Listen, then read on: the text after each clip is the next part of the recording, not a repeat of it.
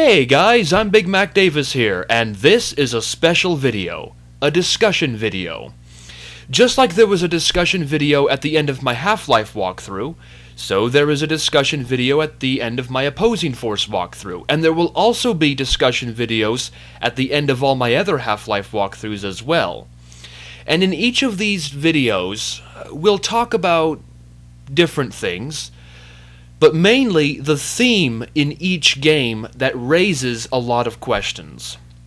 We'll talk mainly about those, and in Opposing Force, Race X definitely raises a lot of questions. But before we get started, please note that all the information presented here does not come from the game, Opposing Force, because the answers are not mentioned there. All this information, all of these answers about Race X, they come from Mark Laidlaw.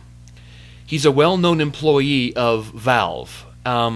His job at Valve is he's basically responsible for the plot line and the storyline of the game. So he has a pretty important job there. Alright, so what is Race X? Well, for starters, they are not from Xen. They have no relation to Xen at all. Race X includes those aliens like the Shock Trooper, the Pit Drone, the Voltigore, and the Gene Worm End Boss. They also don't use any alien-made weapons. They use their own natural defenses, such as poison gas, razor-sharp needles, and the purple electric blasts from the Voltigores.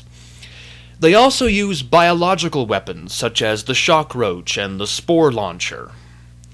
Now, just because they don't have any alien-made weapons doesn't make them non-intelligent, because they are very intelligent. But before we talk about their intelligence, let's talk about how Race X got their name. The Black Mesa scientists were the first ones to actually open up a portal to Race X's homeworld. Now, they didn't do much study on Race X because they were more interested in Xen. But from what they did study, they found out that Race X's homeworld is actually from another dimension. So the scientists named this dimension X, and they named the species of that dimension Race X. So, yeah, that's where they got their name. Now, when Gordon Freeman pushed the crystal in the Nexus beam in anomalous materials, he obviously set off a resonance cascade. A resonance cascade, in literal terms, means tearing holes in the fabrics of dimensions. The crystal had come from Xen, so it tore a lot of holes in the Xen dimension. Now, no one really knows if Race X was affected in the resonance cascade, but they probably found out about it through Xen, because Race X was also studying Xen at the time. And the Race X species, let me just say this right now, they're pretty evil. They like to take over worlds and pilfer them for their resources. When Race X heard about Black Mesa, they saw their opportunity to take over Earth. And Race X are masters at making teleporters. And just like the Vortigaunts of Xen, they had the ability to just stand there and, in a sense, teleport themselves to wherever they wanted to go. Now, the reason why headcrabs and hound eyes and bull squids seem to teleport out of nowhere is because they come from Xen. And Xen, because of the resonance cascade, has a lot of holes ripped in the Xen fabric, so the enemies can be sent through the Xen holes. Now, once the headcrabs, hound eyes, and bull squids reached Black Mesa, they couldn't teleport anymore throughout Black Mesa. They just stood there and wandered throughout the halls of Black Mesa. The Vortigaunts are different, though. They have the ability to teleport wherever they want to go. And that's the same way with Race X. The Race X species have that same ability. So anyway, Race X sent their warriors to Black Mesa through what is called auto-teleporting, and that's basically what the Vortigaunts can do as well. But there was one problem. One problem. They couldn't get their gene worm to auto-teleport to Black Mesa. Now, don't think of the gene worm as like Race X's king. It's not. He was not their leader. The gene worm, the reason why they valued their gene worm so much is because he had an awesome power. And we saw this in the end boss chamber. He had the ability to terraform worlds. Terraform means to change a world to suit the needs of someone else. You know, just like how Earth people wish to terraform Mars, so we can live there without spacesuits. We would have to change the temperature, the atmosphere, and the climate. The gene worm had the power to do this, and he was going to do it to Earth. But like I said, they couldn't get the gene worm to auto-teleport to Black Mesa. So, Race X came to Black Mesa and they installed a manual teleporter on Earth so the gene worm could get through. So they chose that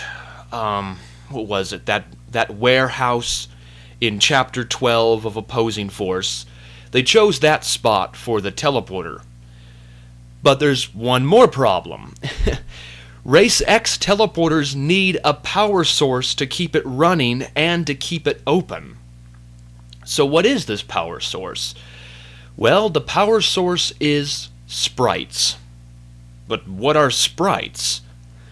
Well, you may have noticed in my Opposing Force walkthrough the occasional little round ball of light that would whisk past the screen at fast speeds. Those are the sprites. They are not living.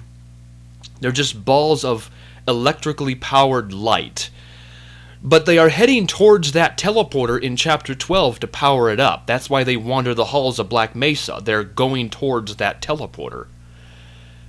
But there was one more problem, and this problem was sprites could not be auto-teleported to Black Mesa.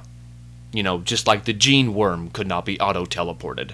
But luckily, they knew that Zen had working teleporters on their own world. So, they decided to go to the border world and set up a teleporter so they could send the sprites through into Black Mesa.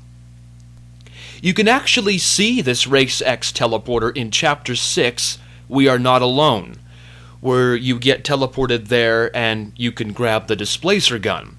You can see the purple teleporter, which is powered by a yellow crystal, shooting out sprites, and then they enter into a green teleporter.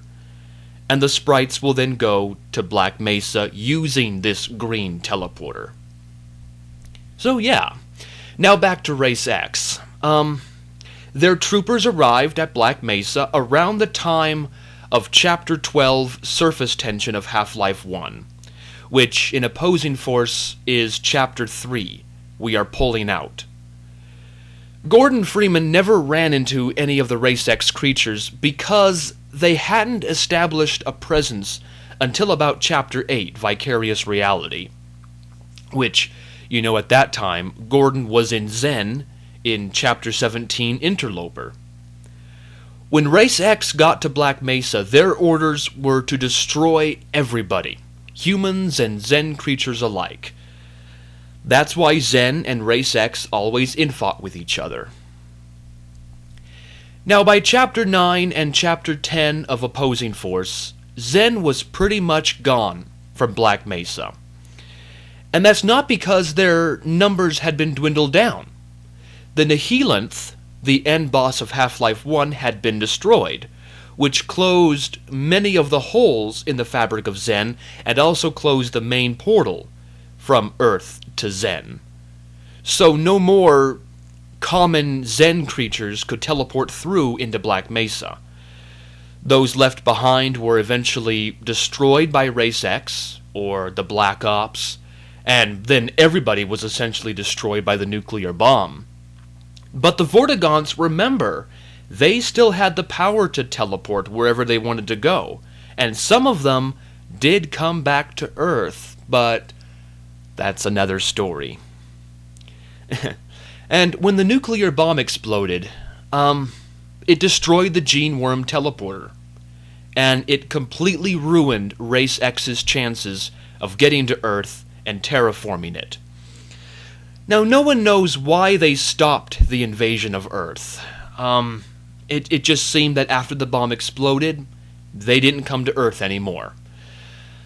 Some say they packed their bags and cut their losses and just didn't want to bother with Earth anymore. Maybe the nuclear bomb's explosion had scared them away. Maybe the nuclear bomb had severed the fabric between Race X and Earth, permanently sealing each other off.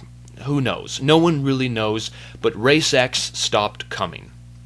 At least as far as we know in the Half-Life franchise.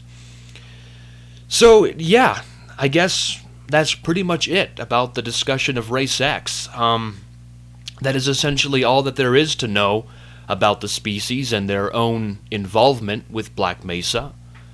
I mean, anything else would just be speculation on my part, and that's not really the goal of this video, even though I can imagine some other discussion videos will be about speculation, but this one isn't. I just wanted...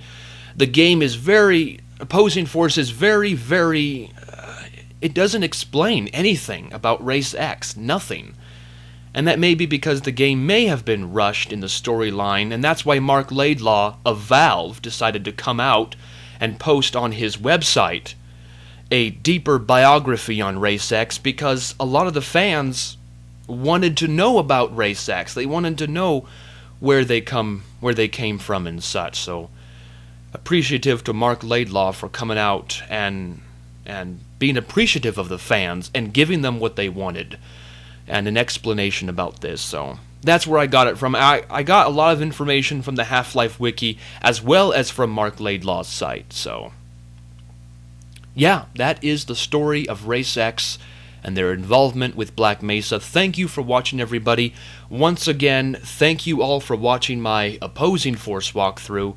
And if you found it helpful, I'm glad it was helpful to you. And if you watched it just for entertainment purposes, that's great too. I appreciate all the support and encouragement you guys give me throughout everything that I do.